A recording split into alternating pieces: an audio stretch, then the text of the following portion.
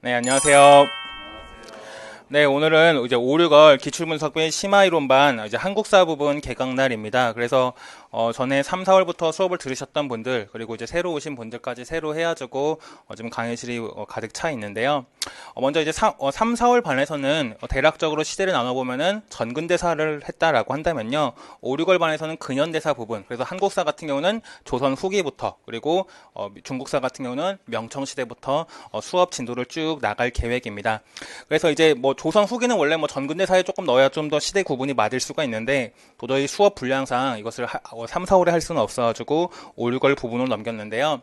어쨌거나 조선 후기 파트를 빼고 본다면은 이제 근대사부터 현대사 부분까지는 대부분 한국사의 경우는 교과서 수준으로 출제가 되는 경우가 많습니다. 그래서 지금 시험을 처음 공부하시거나 아니면 뭐 재수거나 뭐 이 정도 분들은 되도록 교과서 위주로 많이 보시길 바라고요.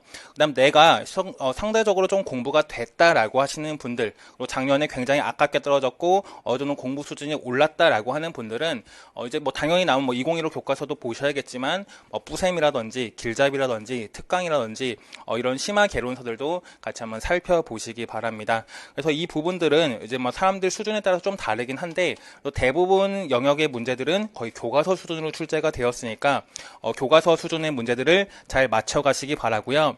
그 다음에 5, 6월 달에도 어제 진도 계획표는 카페에다 올려놨습니다. 제가 뭐 별도로 뽑아두진 않고 카페에 있으니까 카페에 있는 것들 뽑아서 보시면 될 것 같고요.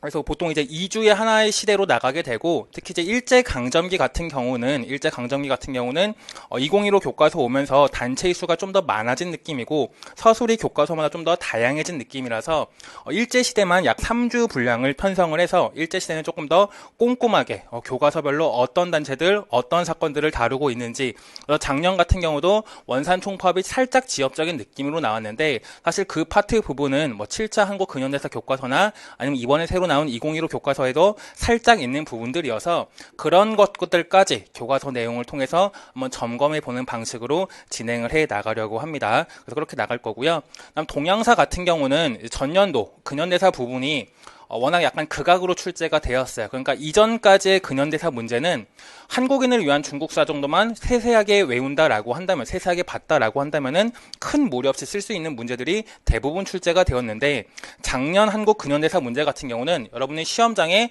한국인을 위한 중국사를 펴놓고 시험을 봤다라고 하더라도 맞출 수가 없는 문제들이 대부분 출제가 되었습니다. 그래서 이제 중국 근현대사라고 하는 5권짜리 책이 갑자기 이제 막 대세로서 부각을 받고 있는데, 근데 우리가 시험을 준비하면서 뭐 교육학이나 한국사나 역사교훈론 각양각색으로 공부할 내용들이 굉장히 많습니다. 제가 임용을 처음 준비하던 해 때만 하더라도요, 교육학이 이렇게 약간 마이너한 이론들까지 나오진 않았어요. 그렇지만 요새 여러분들 교육학 나보다 모르는 이론들이 자꾸 나오더라고. 뭐야, 막 이런 이론들이 자꾸만 나와서 교육학도 내용이 많아졌고, 서양사 같은 경우도 제가 임용을 준비하던 때 되면 하더라도요, 약간 문제 주제가 약간 정형화된 느낌이 있었어요. 예를 들면 뭐 서양 고대사 같은 경우는 뭐 그리스 로마 여기서 하나 나오고 그리스도 뭐 4명의 정치인 중에 하나 나오고 약간 이런 느낌의 문제였는데, 요새 서양사는 뭐 그리스가 아닌 역사가 막 나오고 굉장히 마이너한 것들까지 나오고 있기 때문에 서양사도 공부할 분량이 늘어났죠. 특히 서양사 강좌 같은 책들이 요새는 필수로 올라섰으면서 서양사도 내용이 늘어났고, 또 역사 교육론도 신간이 쏟아지고 있고, 그 다음에 수업 사례 적용 문제가 작년 같은 경우 합작에 영향을 일정 부분 많이 미쳤기 때문에 그런 것들까지 대비를 하려면은 우리가 중국사 같은 경우는 여러분 중국사 뭐 5권짜리 책을 새로 볼 만한 여유는 많지는 않을 겁니다. 그래서 그 부분에서는 조금 그 책에만 있는데 교육과정과 조금 접합점이 있다라고 하는 부분들은 제가 프린트로 드릴 예정이어서 아마 프린트량이 조금은 많아질 수도 있을 것 같아요. 전년도보다 좀 더 많아질 수 있을 것 같은데 아마 그런 부분들까지 점검을 해 나간다라고 한다면은 웬만한 것들은 건드릴 수 있을 것 같고요. 특히 이제 3, 4월 밤과 마찬가지로 5, 6월 이 심화 분석반에서는 사료로 보는 아시아사에 있는 사료들 그런 것들 웬만한 거 다 다루기 때문에 작년 같은 경우도 남순강화 같은 문제는 사료로 보는 아시아사의 해설 부분에 있는 것들이 나와서 그런 것들까지 여러분 같이 점검해 보시면은 웬만한 것들은 다 맞지 않을까라고 생각을 합니다. 그래서 중국사 같은 경우는 여러분은 일단 한국인을 위한 중국사를 기본 베이스로 근현대상 가져가시고 조금 더 추가할 내용들은 나눠드리는 프린트 위주로 해서 같이 보시면 되지 않을까 않을까라고 생각을 합니다. 그 다음에 5, 6월 달 말미에도 마찬가지로 총괄평가를 보게 되는데요. 총괄평가는 어제 김쌤도 말씀을 하셨지만, 점수로 너무 이렇게 막 마음의 상처를 입고 저것보다 내가 점수가 낮다니 막 부들부들 떨고 이럴 필요는 없으나 이럴 필요는 없는데, 다만 이제 공부에 자극을 받으라는 용인이 있고요. 자극을 받으라는 것이 있고, 두 번째는 여러분은 답안을 쓰는 연습들, 그리고 답을 추론하는 과정 중에서 어떤 문제점이 있었는지 같은 경우는 냉정하게 한번 따져보시기 바랍니다.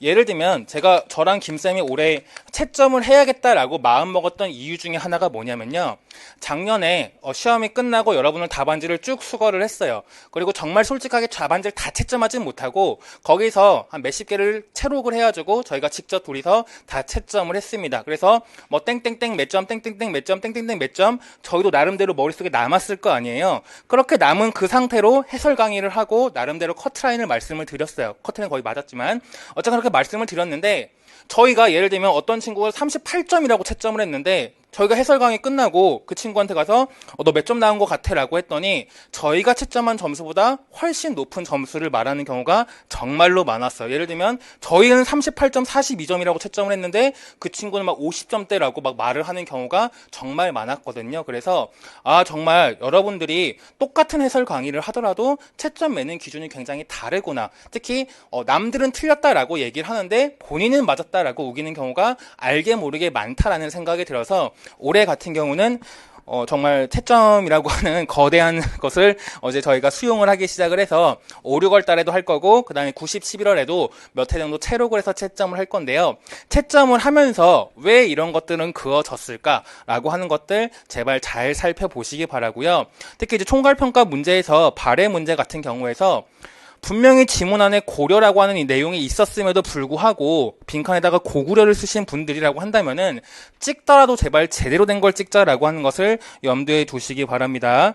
설마 그 고려가 그 한국사에서의 고려를 생각한다면은 더욱더 큰일이죠. 발해 시대 문제인데 고려 얘기가 나왔다는 것은 더 그렇게 착각했다면 더 큰일이니까 제발 찍을 때는 지문 속의 내용들을 잘 보고 여기 고려가 나왔으니까 일단 고구려 아니고 그러면 뭐 다른 북쪽의 나라 누가 있을까 이런 식으로 찍어 나갔어야 되지 않을까, 뭐 그런 것들 잘 보시고요.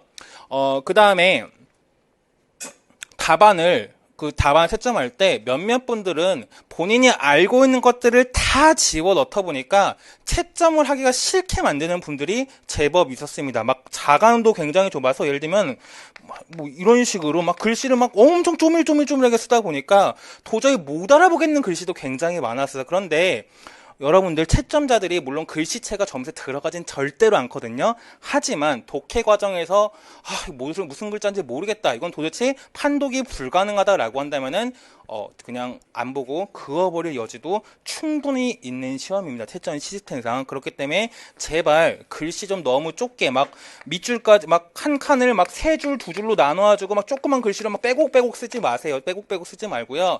제발 어느 정도 자광과 폭 정도는 유지하시기 바랍니다. 여러분들 모범 정답 보시면 알겠지만 어떤 문제도 이 네 줄짜리 답안지를 가득 차게 문제를 내는 경우는 요새 그렇게 많지 않아요. 굉장히 여백이 남을 수밖에 없게 문제가 출제가 되고 있는데 본인 혼자 네 줄을 막 8줄로 만들어가지고 빼곡하게 쓰고 있다라고 한다면은 어쩌면은 여러분들 그때 고등학교 때 서술형 평가는 뭐라도 쓰면 점수를 주려고 하는 경향이 있었잖아요. 그 느낌이 아직까지 남아서 그런 건지도 몰라. 제발 명확하게 묻는 것들만 딱딱딱딱 떨어지게 써야지. 발에 묻는 문제에 막 대조영 시기부터 선왕 시기까지 이걸 다 쓰는 경우가 있어. 막 발해의 대응을 무슨 쓰시오라고 하는 부분에 있어서 막 모든 왕들의 업적을 다 쓰는 분들도 있고 막 별 이상한 답들이 많았는데 이런 것들은 절대로 점수에 도움을 주진 않고요. 오히려 맞은 내용과, 예를 들면 여러분들이 A라고 하는 걸 물어볼 때 여러분이 A라고 하는 걸 잘 썼어. 그런데 뭔가 다른 걸 쓰면서 B라고 하는 오개념을 쓰게 되면은 그 문제는 오히려 그어질 가능성이 있습니다. 제가 채점 들어가서는 그으라고 했어요. 맞는 내용 있는데 뒤에 뭔가 틀린 내용 있으면은 그어버리라고 얘기를 했기 때문에 어디서 이상한 거 배웠다라고 해서 교과평 관계자가 그으라고 했거든요. 그래서 다 그어버렸는데 여러분은 제발 이런 참사, 혼자서 괜히 점수 깎아먹는 스킬 이런 거 쓰지 말고요. 또 괜히 맞는 거 앞에 잘 쓰고 뒤에 가로에다가 틀린 개념 써가지고 점수 깎아먹는 개념, 이런 짓 제발 하지 마시기 바랍니다. 제발 채점자들의 분노를 일으키는 짓은 하지 말기를 제발 권해드리는 바입니다. 권해드리는 바고요. 마지막 한 가지 잔소리는요. 오늘 되게 개강날이라고 잔소리 많이 하는데 원래 이런 캐릭터입니다. 원래 이런 캐릭터예요. 김쌤은 여러분들에게 잘한다 라고 하는 캐릭터라면 저는 여러분한테 못한다 이거밖에 못하냐 죽어 막 이런 캐릭터입니다. 그런 캐릭터인데요. 어쨌거나 여러분들 김쌤은 저보다 훨씬 더 예측률이 높겠지만, 저한테, 예를 들면 꼭 합격할 것 같은 친구 10명을 뽑아보라고 한다면은, 제가 막 나름대로 뽑겠죠? 근데 그 10명이 모두 합격하지는 못해요. 제가 합격할 거라고 믿는 친구들 중에 일부는 시험날 뭔가 여러 가지 불운이 닥치거나 순간적인 착각으로 탈락하는 경우가 있습니다. 그래서 저 같은 경우 한 7, 80% 정도는 뽑을 수가 있어요. 그런데, 정말 떨어질 것 같은 친구 10명만 뽑아오라고 하면 정말 저는 100% 맞힐 자신이 있습니다. 여러분들 불합격엔 이렇게 합격하는 친구들 중에는 합격은 당연히 운이 필요한 거지만 여러분들 스스로 간혹 보다 보면은 저 친구는 정말로 떨어질 것 같아라고 느껴지시는 분들이 아마 여러분들도 있을 텐데요. 여러분 스스로를 그렇게 만들진 말기 바랍니다. 예를 들면 일주일에 하루 쉬어서 하루 쉬라고 해서 하루 쉬는 거 굉장히 좋다라고 생각을 하는데, 매일 밤마다 드라마 보고 유튜브 보고 놀 거 다 놀면서 일주일에 하루를 또 별도로 쉰다. 이거는 당연히 떨어질 확률을 높이는 길이겠죠. 높이는 길일 거고요. 또 마찬가지로 하루에 막 복도나 이런 데서 수다를 떠는 시간들, 아니면 수업 시간 중에 잠자는 시간들, 이런 것들이 굉장히 많은 친구다라고 한다면은 당연히 떨어질 확률이 높아질 겁니다. 우리 임용은 확률싸움이에요.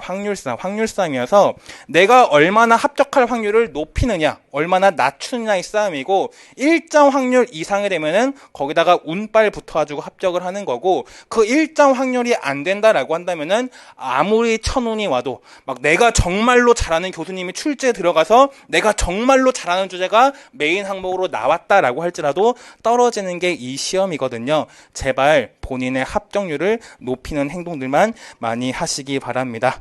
굉장히 잔소리가 길었고요. 어쨌거나 이제 지금 잠깐 기출문제 이제 분석 파트 이걸 보면서 조선 후기에서 나올 만한 주제가 무엇인지 안 피실 분은 안 피셔도 되고 그냥 말로만 들으셔도 되는데, 조선 후기에 여러 가지 기출문제 지금 2014년부터 20년도까지 나온 주제들과 그 다음에 교육과정에서 강조하고 있는 주제들이 뭔가라고 하는 것을 같이 살펴본다라고 한다면요.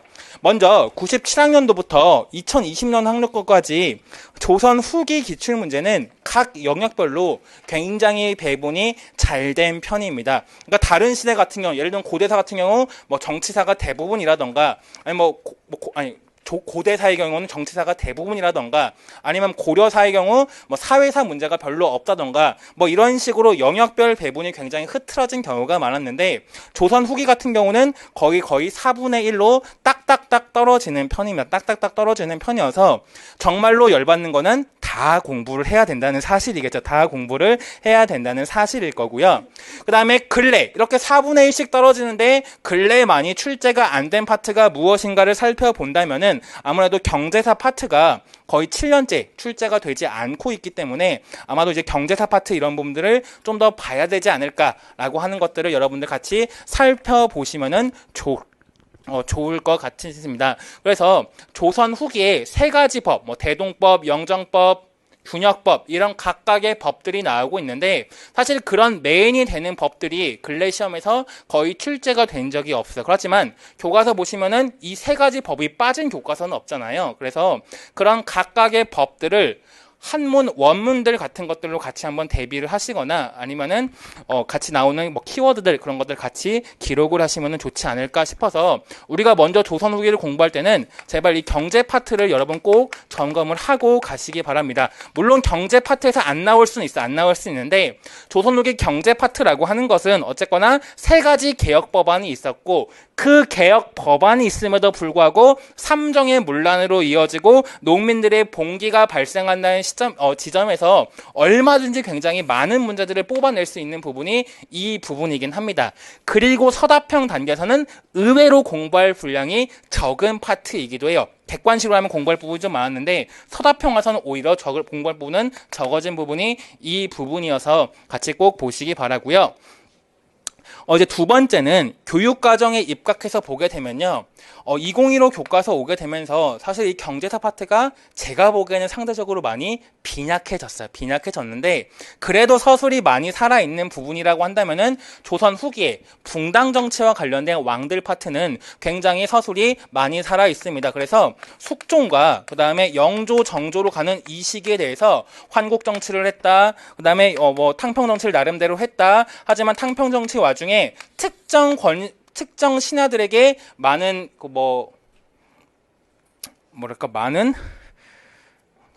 많은 의지를 하게 되면서 권신들, 나중에 나타나는 세도 가문이 탄생하게 되는 배경이 되었다.